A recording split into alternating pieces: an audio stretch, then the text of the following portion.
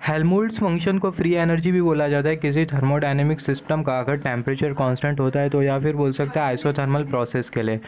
तो जो Helmholtz function होता है उसको हम लोग शो करते हैं कैपिटल लेटर एफ से और कभी कभी ए से, और ये बराबर में होता है internal energy subtracted with temperature और जो एंट्रोपी है दोनों के प्रोडक्ट के। तो मान लेते हैं थर्मोडायनेमिक सिस्टम है अपने इनिशियल स्टेट पर है, और यहाँ पर इनिशियल स्टेट पर जो टेम्परेचर है वो है टी, और जो थर्मोडायनेमिक सिस्टम होता है वो अपने फाइनल स्टेट पर जाता है और फाइनल स्टेट पर भी जो टेम्परेचर होता है वो होता है टी, क्योंकि हमें कंसीडर करना आइसोथर्मल प्रोसेस, या फिर बोल सकते हैं इनिशियल स्टेट से फाइनल स्टेट तक जो टेम्परेचर है वो कांस्टेंट रहना चाहिए। तो सिस्टम इनिशियल स्टेट से फाइनल स्टेट तक के जाता है और पूरे प्रोसेस में थर्मोडायनेमिक चेंज होता है और सिस्टम हमें काम करके देता है। और इनिशियल स्टेट पर जो हेल्महोल्ट्ज़ फंक्शन होता है वो होता है एफ आई, और फाइनल स्टेट पर जो हेल्महोल्ट्ज़ फंक्शन होता है वो होता है एफ एफ।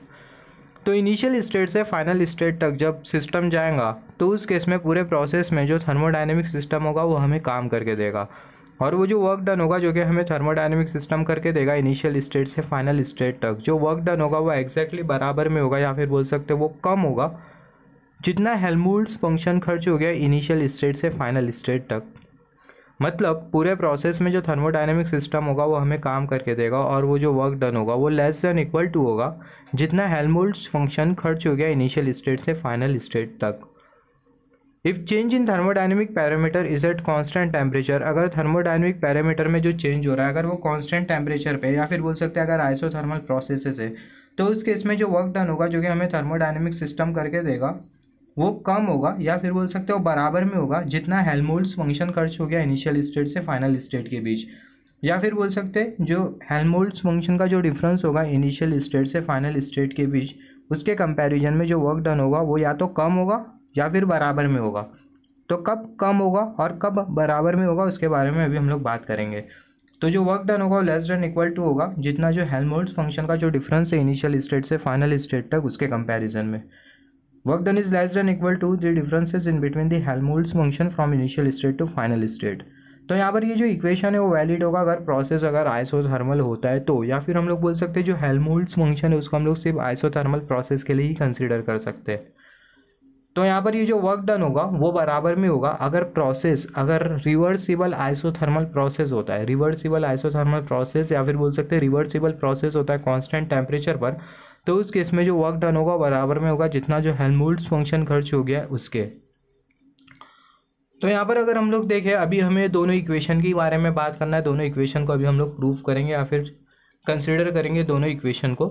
ये दोनों इक्वेशन हमें मिलते कैसे। तो यहाँ पर अगर हम लोग देखें यहाँ पर हमने कंसिडर किया है थर्मोडायनेमिक सिस्टम वो अपने टी टेम्परेचर पे, और ये थर्मोडायनेमिक सिस्टम को अगर हम लोग डेल्टा क्यू हीट प्रोवाइड करें और टेम्परेचर अगर टी हो और सराउंडिंग का टेम्परेचर अगर टी एस होता है, तो ये सिस्टम को हम लोग हीट प्रोवाइड करें तो ऑब्वियसली जो थर्मोडायनेमिक सिस्टम होगा वो एंट्रोपी को गेन करेगा। तो जो थर्मोडायनेमिक सिस्टम होगा वो एंट्रोपी को गेन करेगा, या फिर बोल सकते हैं सिस्टम की जो एंट्रोपी होगी वो इंक्रीज करेगी, क्योंकि जो सिस्टम है वो हीट एनर्जी को एब्जॉर्ब कर रहा है। तो जो थर्मोडायनेमिक सिस्टम होगा उसकी जो एंट्रोपी होगी वो इंक्रीज करेगी, हैंस हम लोग बोल सकते हैं जो सिस्टम होगा वो एंट्रोपी को गेन करेगा। सिमिलरली जो सराउंडिंग होगा वो एंट्रोपी को लूज करेगा।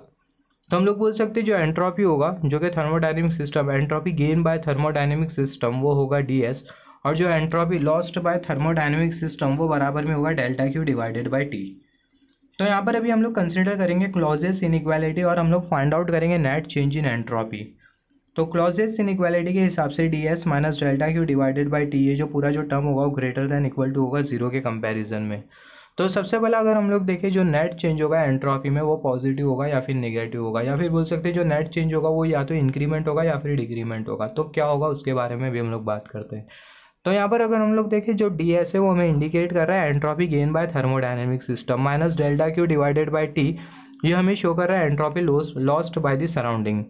यहाँ पर एंट्रोपी गेन हो रही है, यहाँ पर एंट्रोपी लॉस्ट हो रही है, या फिर हम लोग बोल सकते हैं यहाँ पर हमें इंक्रीमेंट कंसिडर करना होगा और यहाँ पर डिक्रीमेंट।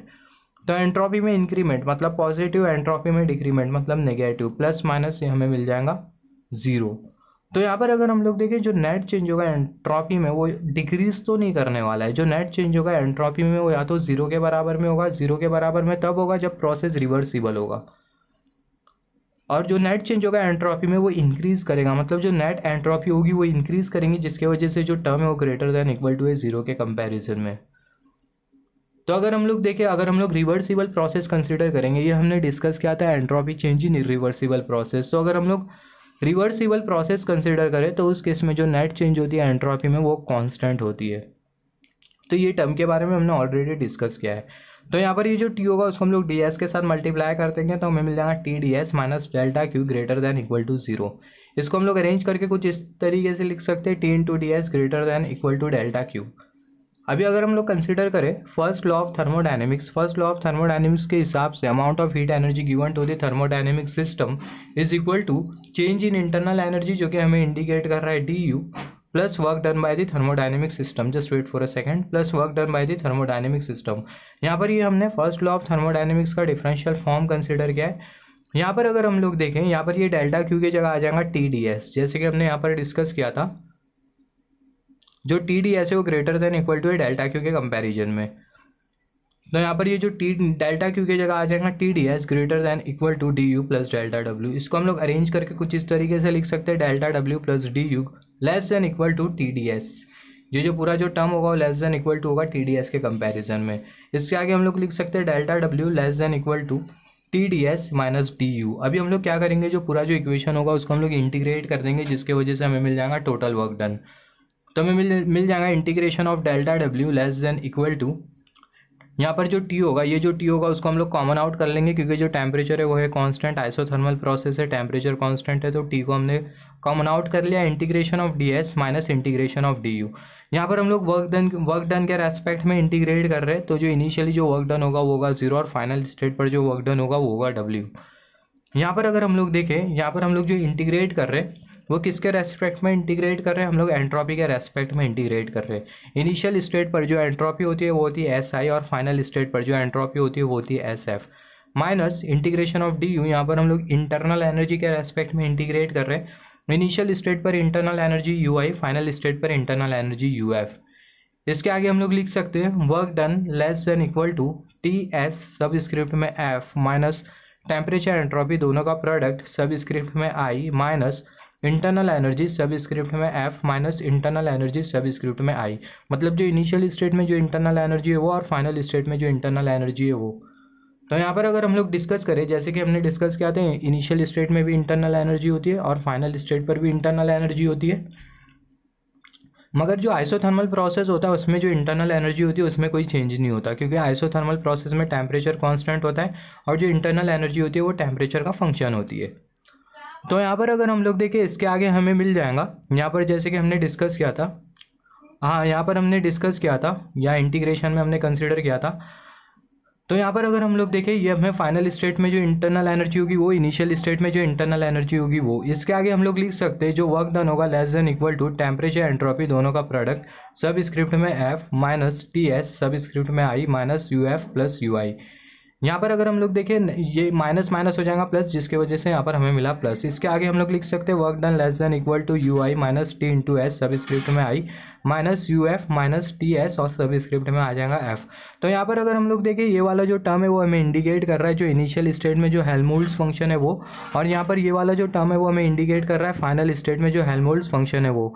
तो इसको हम लोग कुछ इस तरीके से लिख सकते हैं, work done less than equal to initial state में जो हेल्महोल्ट्ज़ फंक्शन है वो, और जो फाइनल स्टेट में जो हेल्महोल्ट्ज़ फंक्शन है वो।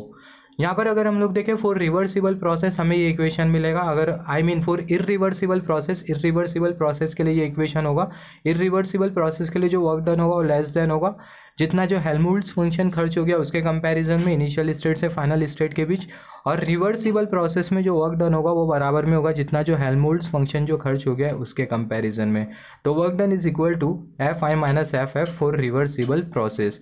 रिवर्सिबल प्रोसेस में वर्क डन क्यू बराबर में होता है हेल्महोल्ट्ज़ फंक्शन के। अगर उसका रीज़न देखें तो अगर हम लोग देखें रिवर्सिबल प्रोसेस में जो एंट्रोपी होती है वो कांस्टेंट होती है, एंट्रोपी में कोई चेंज नहीं होता, जिसकी वजह से जो टर्म होता है वो बराबर में होता है जीरो के कंपैरिजन में। मतलब यहाँ पर इक्वालिटी साइन अपीयर करती है इंस्टेड ऑफ इनइक्वालिटी, जिसकी वजह से यहाँ पर भी इक्वालिटी साइन होगी, यहाँ पर भी इक्वालिटी साइन, हर एक जगह पे इक्वालिटी साइन होगी, हर एक स्टेप में इक्वालिटी साइन होगी। यहाँ पर इक्वालिटी साइन, यहाँ पर इक्वालिटी साइन, यहाँ पर इक्वालिटी साइन, और अल्टीमेटली यहाँ पर हमें इक्वालिटी साइन मिलती है रिवर्सिबल